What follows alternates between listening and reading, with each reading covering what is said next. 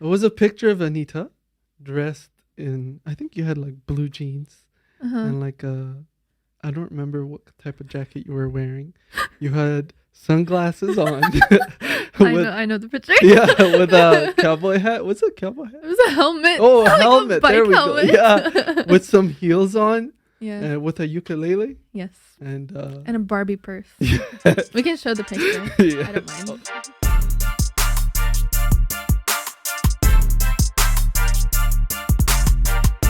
Hello everyone, welcome back to the 116 podcast. Hi, welcome back. Yes, I'm actually really excited for today's episode.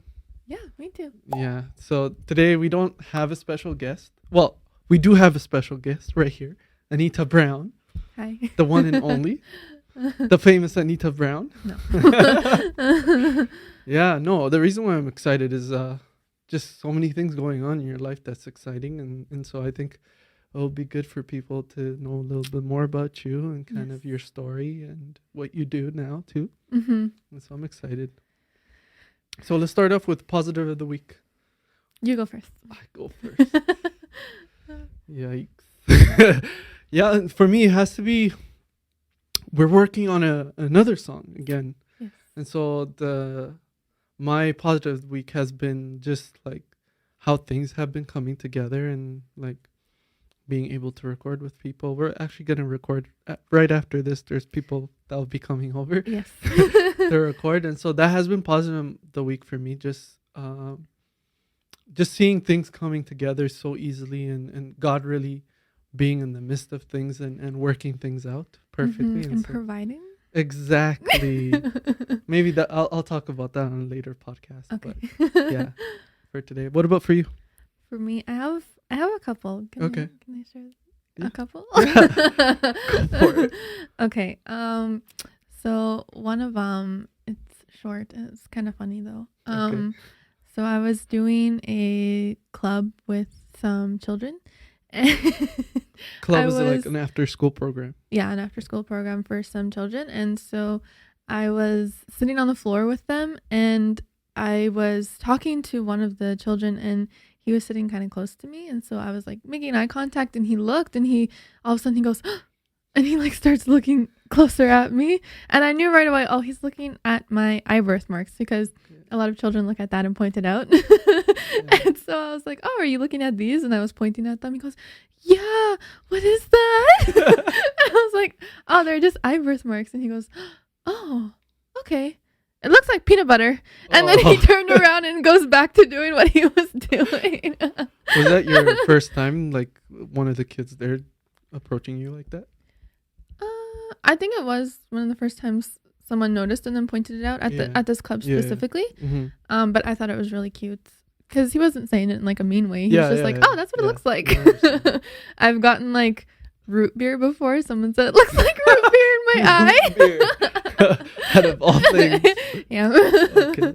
But anyways, that's one of them. My second one is it's almost my birthday. And every year for my birthday, my grandma on my dad's side sends me a letter, handwritten letter. Yeah. So I actually have it here. It came in early, but she always sends me a card, and then my grandpa, my aunties sign it.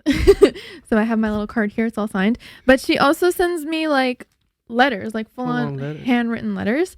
And so I don't know if you guys can see, but this is all handwriting, front and back. 2 pages. Yeah.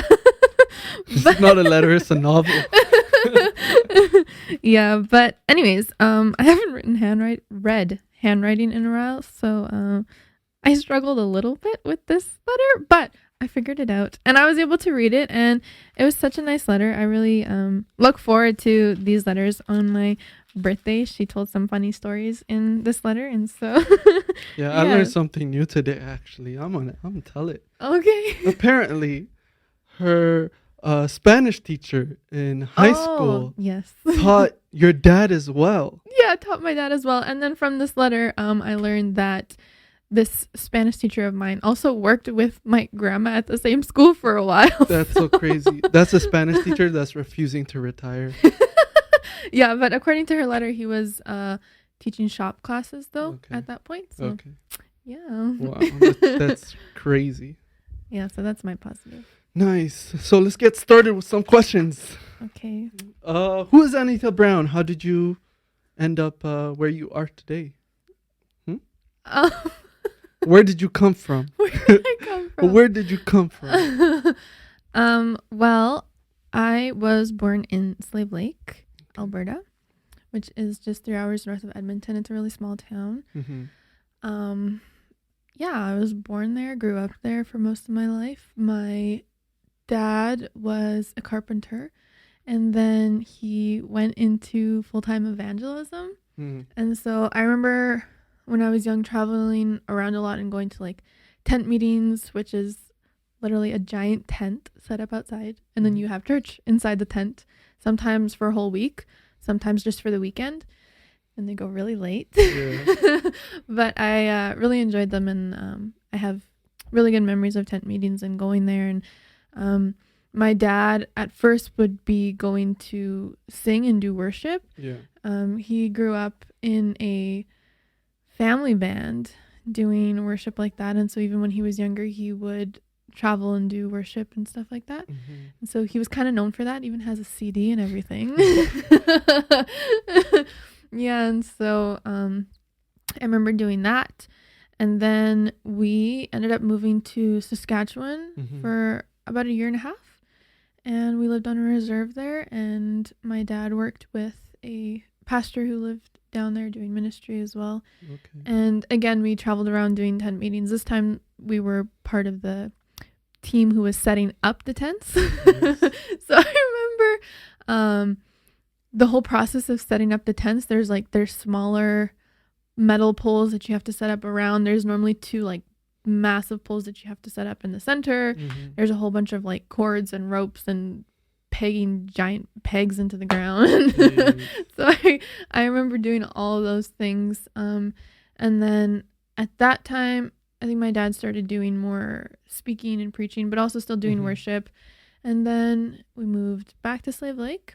My dad did youth ministry, and then my mom kind of took it over because my dad became the lead pastor at the church down in Slave Lake. Mm-hmm. And then I still helped my family a lot in the ministry. I remember doing a lot of that type of stuff. And then when I was 17, I moved here to Edmonton and went to Bible college, and I've been here since. Wow.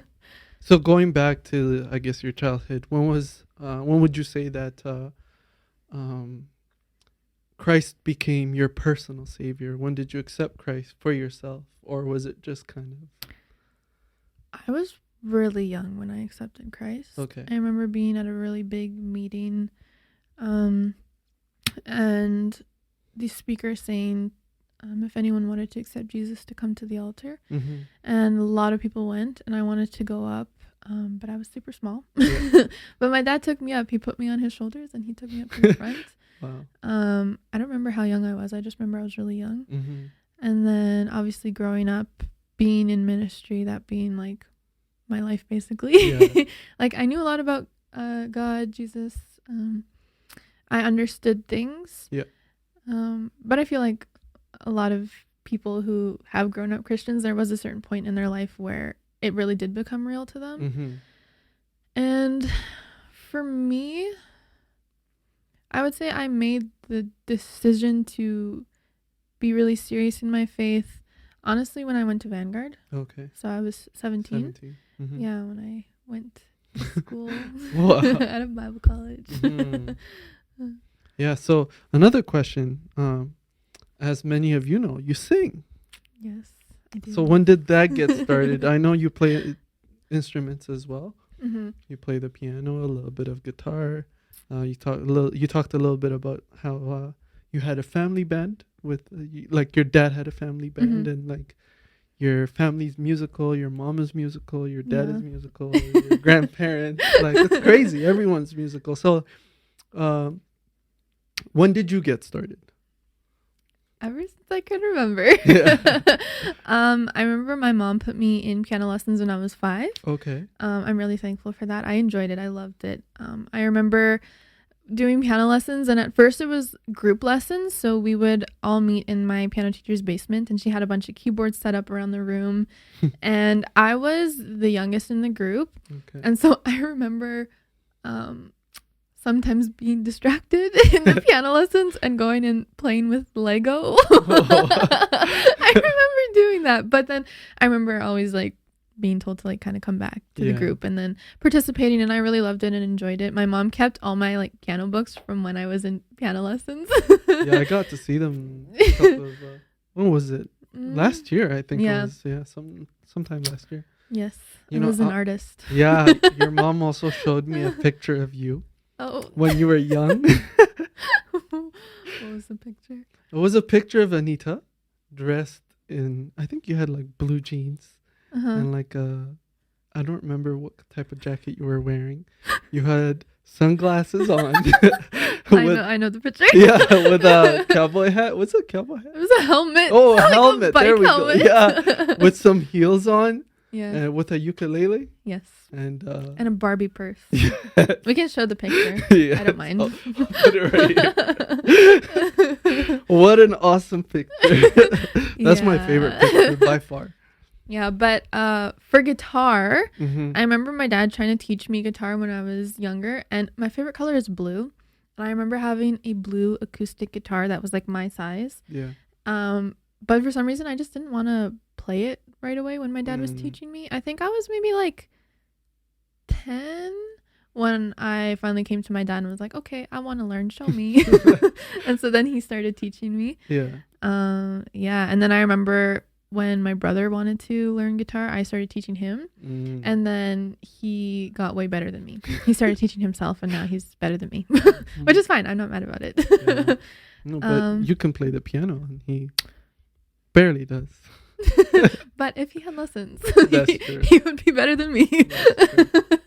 Yeah, but then for singing, I've been singing for as long as I can remember. I remember for Christmas one year, this was before I was in like kindergarten or anything. Okay. I remember for Christmas getting a gift, and it was a karaoke machine.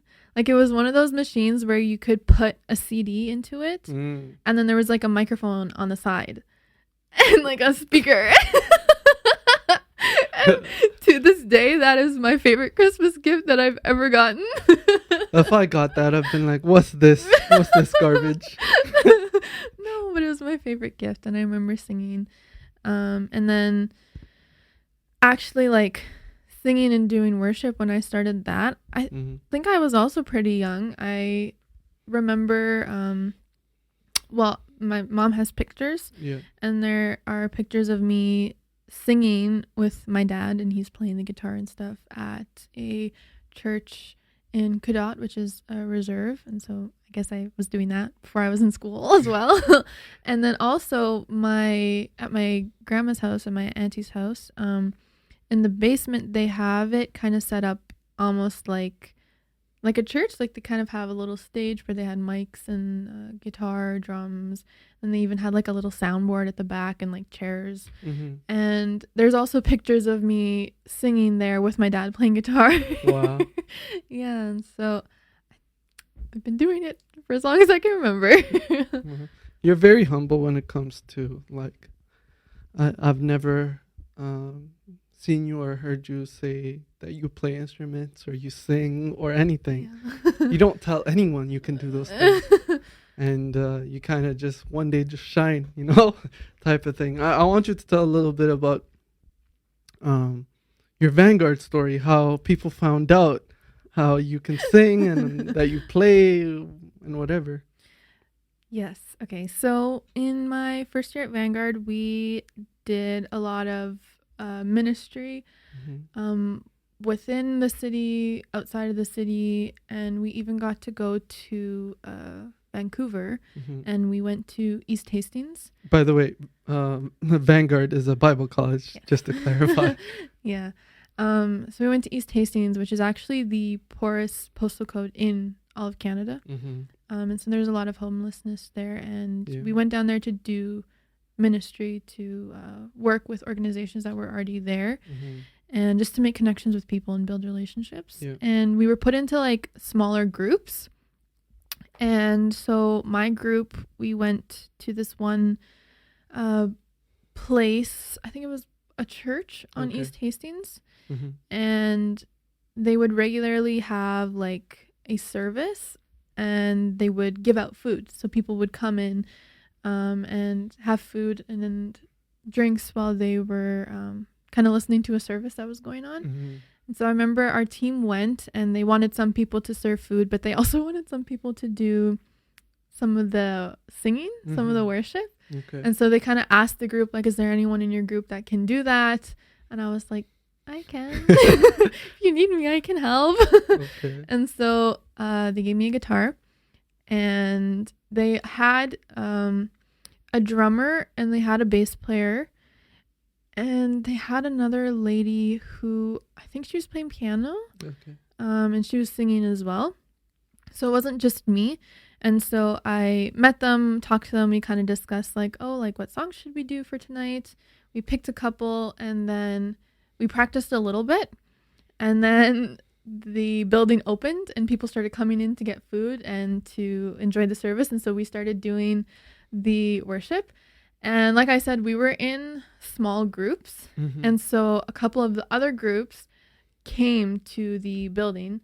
And so people from the other group started walking in, and I'm up there singing and doing worship. And at that point, most people did not know that I could play instruments or sing. And so they were coming in being like, who is singing? And then seeing me and being like, huh?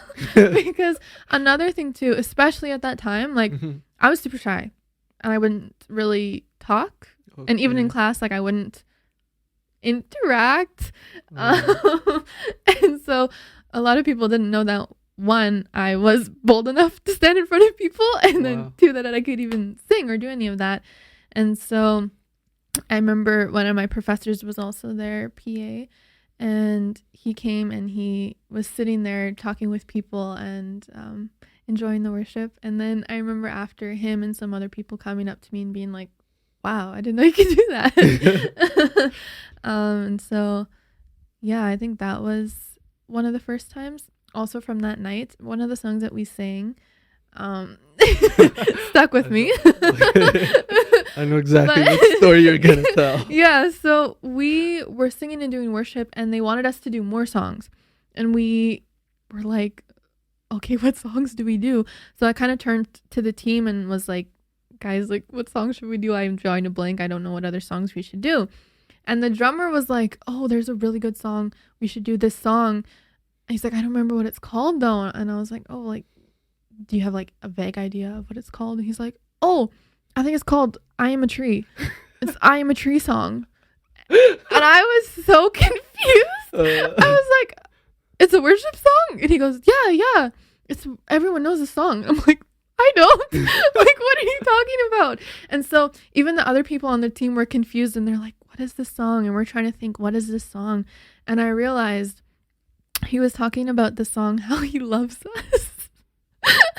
Because in the song, there's a line bending where beneath the wind. I am a tree bending beneath the weight of his wind and mercy. Yeah. And I was like, oh. So now How He Loves Us is now called I Am a Tree song. So. But I want to say this. You have like this amazing ability to command people's attention when you're singing. Like I've been around a lot of singers, and I've done sound for a lot of singers, but I'm not saying this to gas you up or, just whatever, but not because you're my girlfriend and everything, but you just have this like ability to just, I don't know, like lead people into the presence of God and lead people into worship. I think a lot of worship leaders lack that, right? They're great singers, but in terms of leading people into worship, it's not completely there. And I just want to tell you publicly, I don't know if I've told you privately, but you honestly do have this ability to just command people's attention, right? Thank you. And you've seen it too with Pastor Dino asking you to sing in a lot of events and stuff like that. Mm-hmm. And people do really enjoy you singing. on our worship channel, Whole Worship, we recently posted an Amharic song, We did. an Amharic cover. Yeah, you did great. I remember when we were recording it, sitting here and just being just clapping all the time, which was a lot of fun to record. But what made you sing in Amharic? Why sing in Amharic? Why do all of that? Well, for those who don't know, Amharic is one of the languages of Ethiopia. Yes. What made The main me language. Sing? Yes. What made me sing in Amharic? Well, in my third year at Vanguard, we had to do an internship. And I did mine in Ethiopia. So I was there for 3 months, right before COVID. Nice. I was sent home because of COVID. But that was before I met you and everything. I had went to Ethiopia. But my professors at Vanguard actually are still global workers in Ethiopia. And so they spend half their year in Ethiopia and then their other half here. Yes. And so that was their first year teaching at Vanguard and my third year. And I was actually going to go somewhere else for my internship. I was going to go to Kenya, right beside Ethiopia. And I was already in contact with the global workers in Kenya. And we were already planning like the whole internship basically. And so when Val came up to me, I hadn't told anyone at this point that I was actually not feeling good about going to Kenya. Yeah. But I just assumed, it's because I haven't actually traveled overseas by myself before. So I'm probably just like nervous and overthinking things. But looking back, I realized, no, that was definitely a sign to not go. Like I wasn't telling anyone unless someone directly asked me like, oh, where are you going for your internship? Then I would tell them, I'm going here. But I didn't feel good about it. And I wasn't telling anyone because I didn't want to be negative. Yeah. And I was just thinking like, once I get there, it'll be good. But at this point, I hadn't told anyone. And Val approached me after class one day and asked if she could talk to me. And I was like, oh, okay, am I in trouble? But she came to me and was like, I just want to say, if you are feeling unsettled at all about going to Kenya, I have a really great second option that I think would suit you very well. Wow. And I was like, oh, okay. How'd you know? Okay. So I went home though, and I was super conflicted because I was already in contact with the people in Kenya. Yeah. And so I didn't want to go back on them. And I felt super torn. And I remember calling my parents and being like, I don't know what to do. Like, I don't know what to do. And then my dad was like, okay, well, what did you originally say that you wanted to do going into your internship? And I told him I wanted to do this, this, and this. And he's like, what did you say you didn't want to do? And I was like, this, this, and this. And he was like, that's exactly what you would be doing in Kenya. The things you didn't want to do. And I was like, you're right. And so I decided to go with my second option and go to Ethiopia. So I talked to Val and her husband, Brian, and they got it all set up. They had a place for me to stay. And then they also were like, yeah, we found someone else who's going to go with you as well for her internship, Kate. And so we went together. And at that point, I actually hadn't like had any interactions with Kate. I knew of Kate because Vanguard was a small school, but I had never interacted with her. And so we met up for the first time before our internship and like talked about things. But it was like a really perfect match. Like we worked really well together, and like I think I've said this before, but like we have different strengths, but they meshed very well together, especially for what we were doing when we went to Ethiopia. One of the main things that we did was we helped Teresa and Mercy, who live there in Ethiopia, kind of bring their vision to fruition. They had both really wanted to create a children's curriculum to be used in like churches. And they also wanted to create children's music. And so right up your alley. And so Kate had taken classes on creating children's curriculum. And so she just took it and went with it and like created so much curriculum in a short amount of time. And then we worked together on creating children's music. And so we got to write the music, make the melody, and then even record it. And so Mercy's husband, Robbie, helped us with that. He did such a big portion of that. Yeah. And then their plan was to take our music and then translate it into Amharic because we had done it all in English. Mm-hmm. And so the last day that we were there, we got to actually see the final products of a couple of the songs that we had done. And it was a really cool opportunity to see that. And so then we went back to Canada. And I had really felt that I wanted to go back to Ethiopia. And one of the big things that we learned throughout Vanguard is if you're going to go somewhere, you have to be a part of the culture. Yeah. And a big part of culture is language. And really and just from being there for the 3 months and only knowing like the tiniest bit of Amharic, I was like, yeah, there's no way I'm going to go back and like only be able to speak English. Because not everyone there can speak English. That's true. Yeah, and so I have actually wanted to learn Amharic. Mm-hmm. And the thing is, though, like, I don't have money for classes. Like, I actually looked into that before meeting you. Okay. And I was like, yeah, I'm not paying for that. Sorry.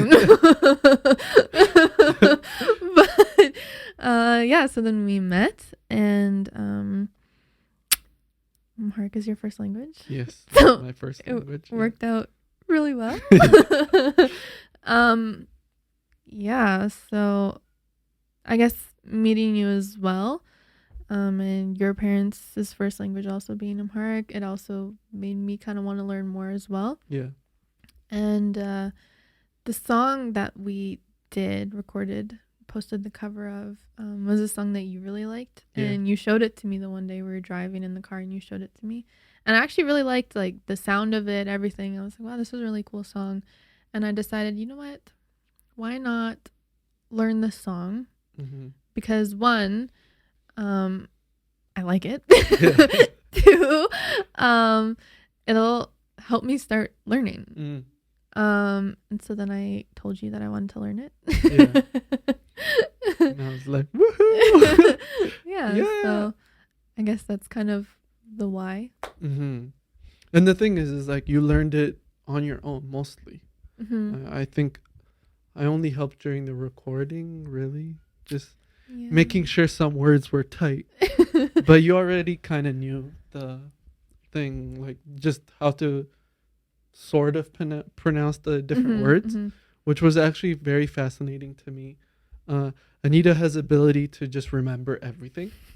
Her short-term memory is the best I've ever seen. For her long-term memory, don't even talk about it. It does not exist. Like she doesn't remember things we did last year. A couple of weeks ago, I was talking about how I went for Easter to her parents and met up with her.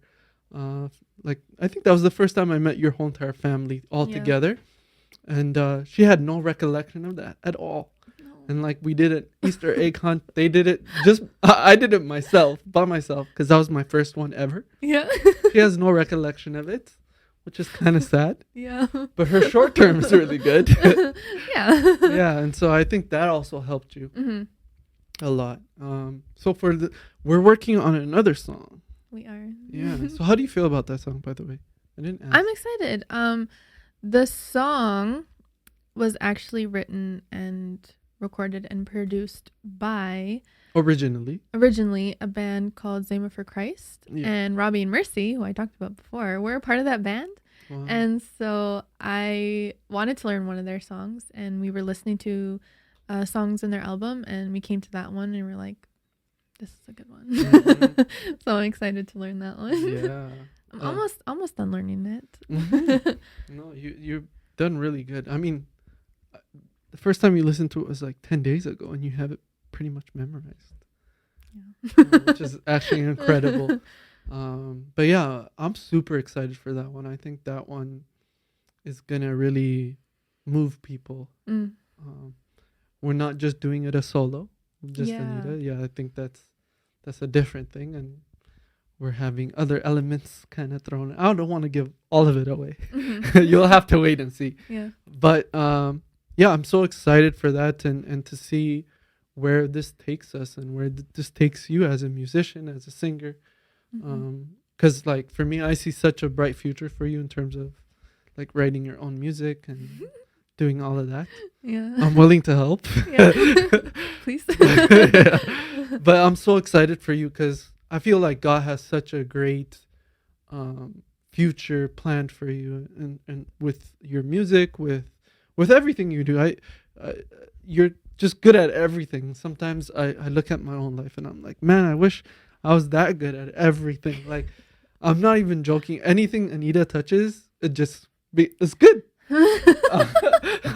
I'm being serious. I think it's important to recognize people's abilities, and it's important to recognize the good work that people do. And so, like, I honestly think that you're good at anything that you set your mind to, right? And so I'm so excited for your music career and to see where this takes you and where this takes us.